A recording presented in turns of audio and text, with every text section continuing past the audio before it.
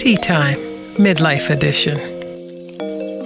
It's not a coffee break, it's tea time. Slow down, relax. It's your turn. Welcome. I make the analogy of all of our systems, so economic, legal, immigration, criminal justice, juvenile justice, child welfare, as branches of the same tree.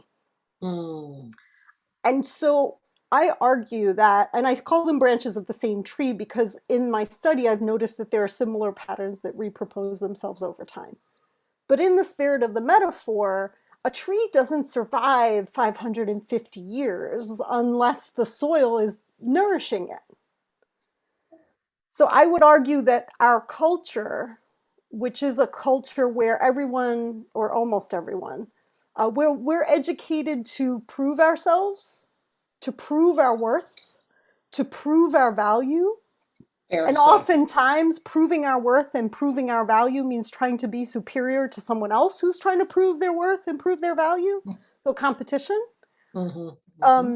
That believing in scarcity and separation, I have to be better than you because you're separate from me, versus we can win together. Yes. Right? Which is how a lot of indigenous communities work. So the sense of that is the culture that upholds the tree. We can point our fingers at the Ku Klux Klan or whatever other new variation of them, which I'm not going to give them publicity by naming. But, actually what upholds the system even more than them, I mean, they create a reign of terror and definitely do their damage. I'm not underestimating it. But we could point the finger at ourselves in the other direction and look at all the ways in which we are trying to be superior, trying to prove, trying to be better than. Yes. Because that is actually, I would argue, the soil that is nurturing the tree all along. It's tea time, Midlife Edition.